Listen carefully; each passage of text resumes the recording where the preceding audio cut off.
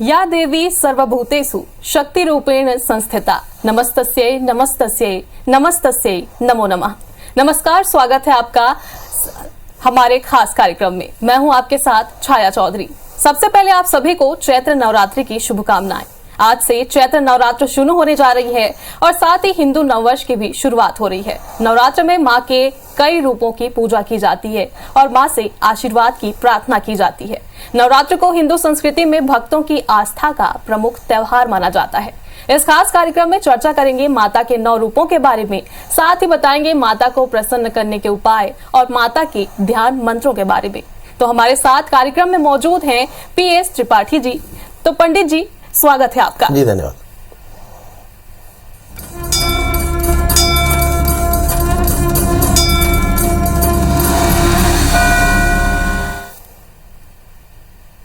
तो पंडित जी, सबसे पहले जानना चाहेंगे कि इस नवरात्रि क्या खास है और साथ ही पंचांग के बारे में। चलिए सबसे पहले पंचांग की चर्चा कर लें। आज शुभ संवत 2080 शक 1945 सूर्य उत्तरायण का चैत्र महीने के शुक्ल पक्ष की प्रतिपदा तिथि और दिन बुधवार। प्रतिपदा रात्रि को 8:21 तक, उत्तरा भाद्रपद नक्षत्र दोपहर 3:31 तक। आज चंद्रमा मीन राशि में होंगे। आज का राहु काल 12:11 से 1:41 तक होगा। तो दोस्तों, सबसे पहले तो ये जान लें कि ये पंचांग है और अब हम चर्चा कर रहे हैं कि क्या खास है। तो सबसे पहला खास तो होता है कि भाई हम नवरात्रि में संकल्प करके अपने देव पूजन या घट स्थापन का प्रारंभ करें, घट स्थापन करें और फिर अपने व्रत का प्रारंभ करें। ये पहली बात होती है। तो सबसे पहले हम मुहूर्त की चर्चा कर लें। इस समय जो प्रतिपदा है वो 21 मार्च यानी बीते कल से रात 10:52 से शुरू हो जाएगी और इसका समापन यानी प्रतिपदा का की जो पूर्णता है वो 8:21 तक, जैसा आपने अभी सुना, ये समय रहेगा। मतलब हमारे जितने भी दर्शक हैं उनके लिए मुहूर्त आप देख लें कि जो सुबेरे का समय था, जिन्होंने प्रातःकाल घट स्थापन किया, तो 6:29 से लेकर 7:32 जो बीत चुका है। इसके बाद 9:25 से लेकर के आगे आप घट स्थापन कर सकते हैं। कलश स्थापन के लिए आपके पास में ढेर सारे मुहूर्त हैं। जैसे मैंने कहा कि ब्राह्म मुहूर्त था।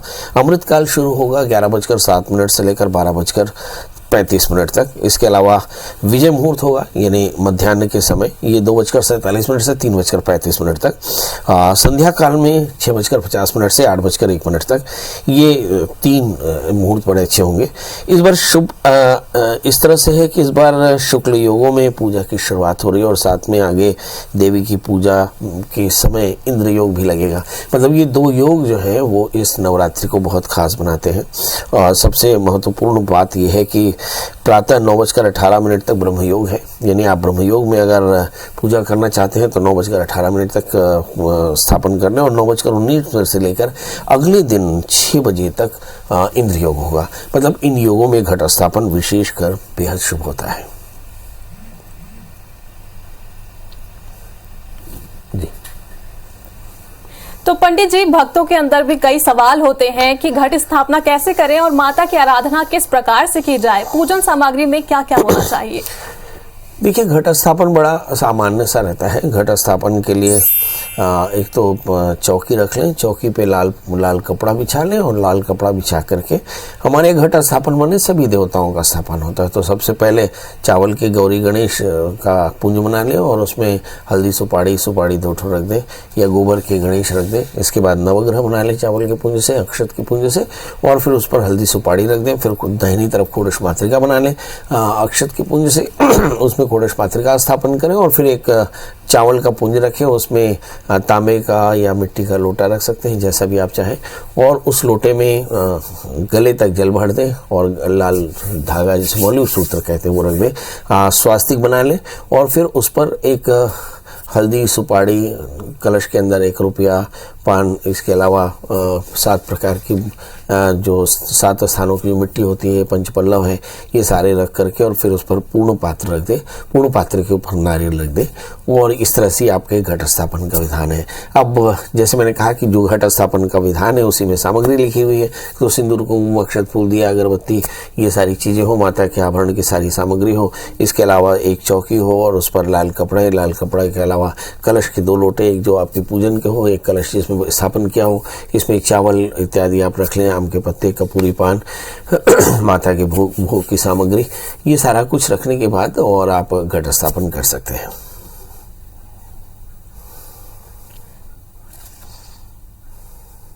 तो पंडित जी आप हमारे साथ बने रहिए और हम आपको अब बताते हैं कि मंदिरों का दर्शन भी कराते हैं और देखते हैं कि लोगों में कितनी श्रद्धा है और सुबह से ही मंदिर में श्रद्धालु पहुंच चुके हैं।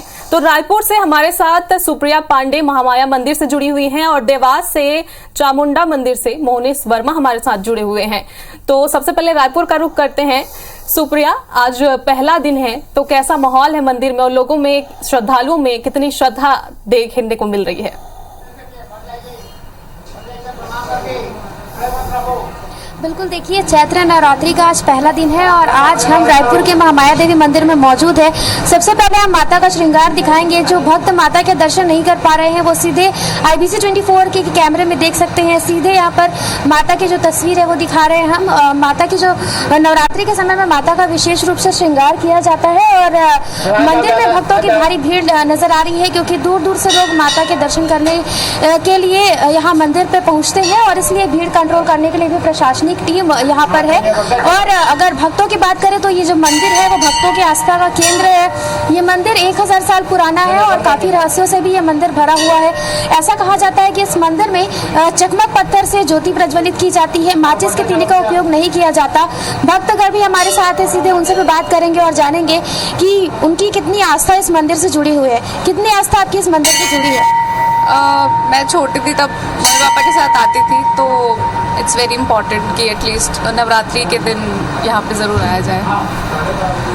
आप क्या कहेंगे, नवरात्रि के दिन आप यहाँ पर मंदिर पहुँचे हैं, कितनी आस्था इस मंदिर के लिए? मंदिर के लिए बहुत आस्था है मैम। माँ से क्या मनोकामना करते? यही कि सुख शांति सब परिवार में सभी चीज़ बना रहे, शांति पूरे हमारे राज्य में, हमारे देश में, हमारे विश्व में शांति बस बना रहे। माता से बस यही आशीर्वाद है। आप क्या कहना चाहेंगे मंदिर को लेकर के, कितनी आस्था आपकी? सभी अच्छा रहे, वैसे सब बढ़िया रहे, माता से वही कृपा है। कहाँ से आए हैं? रायपुर गुड़ियारी से। कितने वर्ष से आप इस मंदिर में आ रहे हैं? बस अभी थोड़ी देर पहले ही। कितने साल से आ रहे हैं इस मंदिर में? बहुत साल से, जब से यहाँ पर है रायपुर में। आप बताइए कब से आप इस मंदिर में आ रहे हैं? मैं 40 साल से। 40 साल जी। माता से क्या मनोकामना करते हैं? मतलब प्रदेशवासियों के लिए? जी। तो जैसे कि आप देखिए कि बहुत सारे आते रहता हूँ यहाँ, आस्था माता के ऊपर मैं आते रहता हूँ, जोत भी जलाता हूँ हर नवरात्र। आप बताइए कब से मंदिर आ रहे हैं और माता को लेकर क्या आस्था? जब से आया हूँ समा, तब से आ रहा हूँ मैं जी। तो आप देखेंगे कि हमने काफ़ी सारे भक्तों से बातचीत की और उनका ये कहना है कि काफ़ी समय हो गए उनको मंदिर आते हुए और उनकी जो आस्था है वो इस मंदिर से जुड़ी हुई है। आपको बता दें कि ये जो मंदिर है वो हज़ारों साल पुराना है और इस मंदिर का इतिहास भी काफ़ी रोचक है। इसके अलावा ये जो मंदिर है वो तांत्रिक विद्या से निर्मित है, तो यहाँ पर कोई भी भक्त आता है तो उसे मानसिक शांति की अनुभूति भी होती है। और आप देखेंगे कि भक्तों की काफ़ी ज़्यादा भीड़ यहाँ पर नज़र आ रही है। और एक बार फिर से हम माता का श्रृंगार दिखाएंगे कि किस तरीके से माता का विशेष रूप से श्रृंगार किया गया है। नवरात्रि का आज पहला दिन है और आज जो है माता का 3 बार श्रृंगार किया जाता है। सुबह 5 बजे से ही मंदिर के पट खुले हुए हैं ताकि भक्त माता के दर्शन कर सके और जो उनकी जो मनोकामना है वो उनकी पूरी हो सके। पंडित जी भी हमारे साथ है। पंडित जी, माता के श्रृंगार को लेकर के क्या कहना चाहेंगे, किस तरह का श्रृंगार किया गया? महाराज देंगे। तो यहाँ पर आप देखेंगे कि काफ़ी ज़्यादा भीड़ यहाँ पर भक्तों की नज़र आ रही है और लगातार जो भक्त है वो सुबह से ही माता के दर्शन करते हुए नज़र आ रहे हैं। बिल्कुल सुप्रिया, तो आपके पास हम फिर आएंगे। अभी रुख कर लेते हैं देवास के चामुंडा मंदिर का, जहां मोहनीश हमारे साथ जुड़े हुए हैं। तो मोहनीश, आज नवरात्र का पहला दिन है तो मंदिरों में क्या विशेष तैयारी है यहाँ?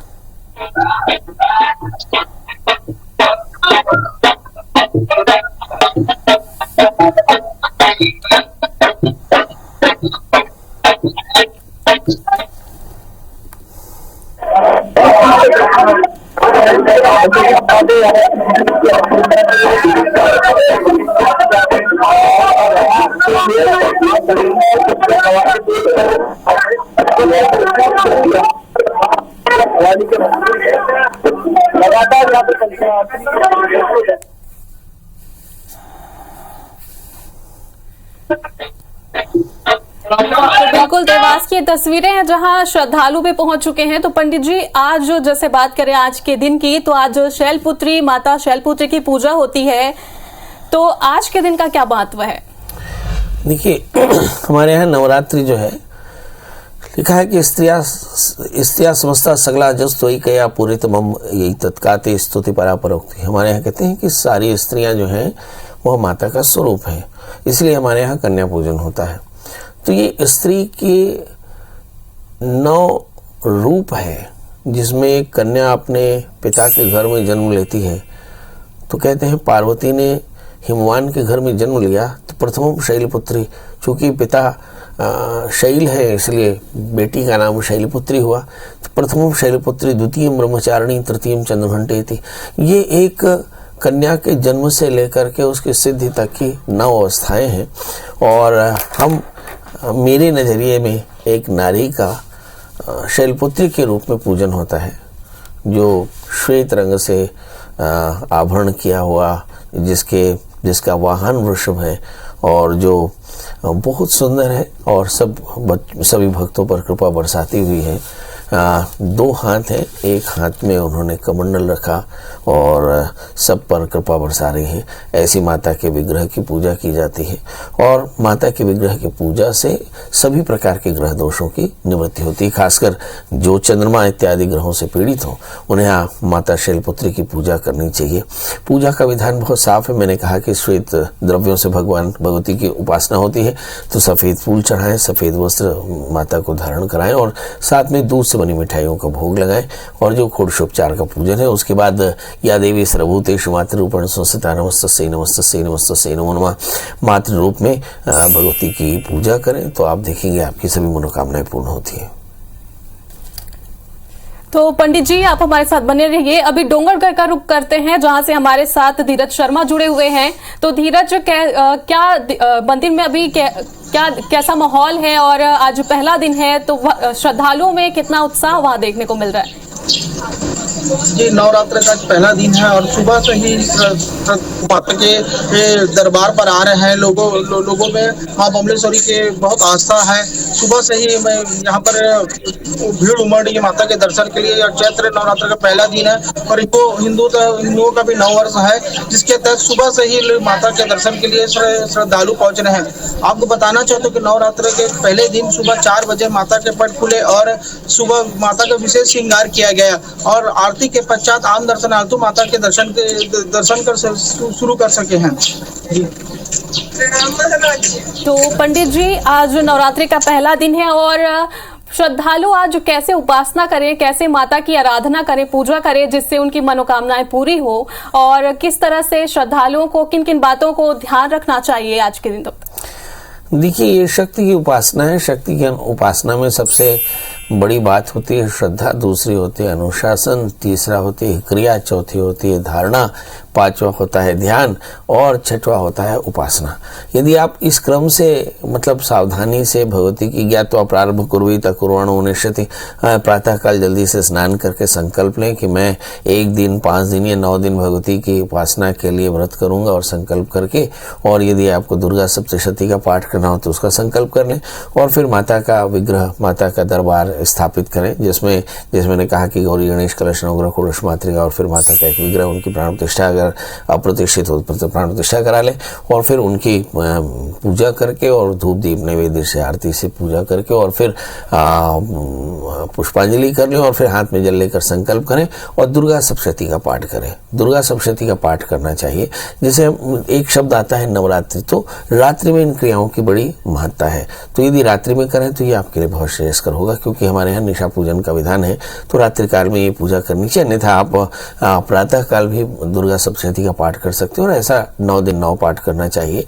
भगवती की श्रद्धा के साथ पूजा करनी चाहिए और सभी प्रकार के राग द्वेष और आहार का संयम रखें, व्यवहार का संयम रखें, ब्रह्मचर्य का पालन करें। एक भोजी भूमिशाही भूतो। जी पंडित जी, आप हमारे साथ बने रहिए। अब दतिया के माँ पीताम्बरा मंदिर से हमारे साथ अरुण मिश्रा जुड़े हुए हैं, तो उनसे जान लेते हैं कि मंदिर में कितनी बड़ी संख्या में भक्त जुड़े हुए हैं।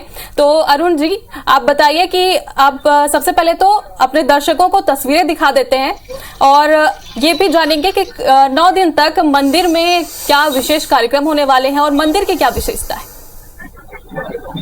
ये दतिया का जो पीताम्बर मंदिर है, यहाँ लगातार श्रद्धालुओं का आना जाना रहता है। नव दुर्गा में यहाँ भक्तों का आना जाना लगातार जारी है। मंदिर में भक्त श्रद्धालु अनुष्ठान करने आते हैं और दतिया के जो पीताम्बर पीठ है वो अनुष्ठान के लिए ही पूरे विश्व में जानी जाती है। यहाँ जो अनुष्ठान होते हैं वो अनुष्ठान पूरे विश्व में लोग कराने आते हैं और दतिया के पीताम्बर पीठ पे जो अनुष्ठान किए जाते हैं वो एक विशेष महत्व रखते हैं। यहाँ लगातार 9 दिन तक श्रद्धालुओं का आना जाना जारी रहेगा और बड़ी मात्रा में श्रद्धालु यहाँ पहुंचेंगे। जी अरुण, आप हमारे साथ बने रहिए और पंडित जी का रुख करते हैं। तो पंडित जी, आज ज्योतिष के मुताबिक ये नया वर्ष क्या होने वाला है, कैसे होने वाला है, और क्योंकि आज से नए वर्ष की भी हिंदू नए वर्ष की शुरुआत हो रही है। देखिए, चैत्र महीने के शुक्ल पक्ष की प्रतिपदा यानी 22 मार्च को नए साल की शुरुआत हो रही है और मुझे ऐसा लगता है कि लगभग देर रात 12:42 से और 22 मार्च को 9:18 तक ब्रह्म योग होगा, उसके बाद इंद्र योग होगा। जहाँ तक सवाल देश और दुनिया का सवाल है, इस बार ये नया वर्ष बहुत अच्छा होगा। नया संवत्सर में जो लोगों के आपस के सौहार्द बढ़िया होंगे, सामान्य जनमानस होगा, शासक वर्ग थोड़ा सा लेविश होगा। चीन की जो विस्तारवादी नीति है उसके चलते दक्षिण सागर में वैश्विक इश्यूज बन सकते हैं, यानी वर्ल्ड ग्लोबल इश्यूज बनेंगे, मतलब वहाँ कुछ गड़बड़ हो सकती है। चीन को दबाने के लिए वैश्विक नीतियां भी बनेंगी। जनजीवन में वैचारिक संकीर्णता बढ़ेगी, मतलब लोग थोड़ा सा छोटा सोचेंगे। रोगों का प्रकोप बढ़ेगा। आर्थिक क्षेत्र में विफल शासक वर्ग संकट में पड़ सकते हैं।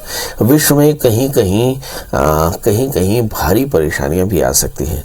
इस बार राजा बुध है, मंत्री शुक्र है। तो पंडित जी, राशि के अनुसार ये साल लोगों के लिए कैसा रहने वाला है? देखिए, प्रश्न तो बड़ा विस्तृत पूछ दिया आपने, मगर फिर भी चूंकि आपने प्रश्न किया इसलिए जवाब जरूर होगा। इस समय हम देखते हैं कि ग्रहों की स्थितियां कैसी हैं। पहले ग्रहों की स्थितियां देख लें तो समझ में आ जाएगा कि मेष राशि राहु के प्रभाव से पीड़ित रहेगा, तो उलझने हो सकती है। वृषभ राशि वाले जातकों के लिए आकस्मिक हानि, परंतु साथ में काम के कुछ नए संसाधन खुलेंगे। मिथुन राशि वाले जातक साल की शुरुआत में थोड़े से आक्रामक मगर लाभ की नजरिए से काफी बेहतर होंगे। कर्क राशि वाले जातकों के लिए ये साल सत्ता से लाभ लेने का और अवसर के लाभ मिल रहे हैं। अगर हम सिंह राशि वाले जातकों के लिए देखें तो इनमें से कुछ जो अविवाहित हैं उनके जीवन में अच्छे पार्टनर्स आ सकते हैं, मगर बेवजह के वादों से मन परेशान हो सकता है। कन्या राशि मेरी राशि में हम देखते हैं कि जबरदस्त साथ है, सूर्य बुध शुक्र चंद्रमा एक साथ है। साल की शुरुआत बहुत बढ़िया होने वाली, मगर आकस्मिक हानियों से इस राशि वाले जातकों को सावधान रहना पड़ेगा। तुला राशि वाले जातकों के लिए देखते हैं कि लग्न में केतु है, वाहनों के एक्सीडेंट्स हो सकते हैं, मतलब बहुत ज़्यादा एक्सीडेंट यानी यात्रा करते समय सावधान रहें और पार्टनरशिप करते सावधान रहें, क्योंकि थोड़ी तकलीफ आ सकती है। तुला राशि वाले जातक काफी ज्यादा अलर्ट में रहे। और वृश्चिक राशि वाले जातकों के लिए देखते हैं कि भूमि वाहन मकान के योग बनेंगे। संतान को लेकर कुछ अच्छा निर्णय लेना पड़ सकता है। बहरहाल कुछ ऋण रोग व्याधि शत्रुता बढ़ती नजर आ रही है। इस राशि वाले जातकों के लिए भगवान शिव का उपासन बहुत जरूरी है। और बात कर लेते हैं धनु राशि वाले जातकों के लिए। यहाँ पर हम देखें कि चतुर्थ स्थान में, मतलब यहाँ भी भूमि वाहन मकान के योग बेहतर है, मगर संतान को लेकर थोड़ी चिंता हो सकती है। स्वभाव का एरोगेंस ठीक नहीं। मकर राशि वाले जातकों के लिए देखते हैं धन संपत्ति के योग बेहतर होंगे, एनर्जी भी बहुत शानदार रहेगी और लाभ की स्थिति, मगर थोड़े से घर के बुजुर्गों का ध्यान रखना होगा। कुंभ राशि वाले जातकों के लिए देखते हैं कि लग्न में शनि है, बहुत जस्टिफाइड रहेंगे, संपत्ति के योग बेहतर होंगे, मगर फैंटेसी काफी ज्यादा पैनिक हो सकती है। खास करके इस राशि वाले जातक जो स्टूडेंट है उन्हें अपने पढ़ाई का ध्यान रखना होगा। जहां तक सवाल मीन राशि का है, लग्न में सूर्य बुध गुरु चंद्रमा है और 12वें स्थान में शनि। खर्च के अलावा इस राशि वाले जातकों के लिए साल बहुत बेहतर होगा। इस नवरात्र पूरे 9 दिन हमारे इस विशेष कार्यक्रम के जरिए हम आपको बताएंगे कि कैसे नवरात्रि में आदि शक्ति को प्रसन्न करें और कैसे उनकी कृपा पाएं। साथ ही मां के अलग अलग स्वरूपों के दर्शन भी कराएंगे। तो इसी के साथ खास पेशकश में फिलहाल इतना ही। नमस्कार।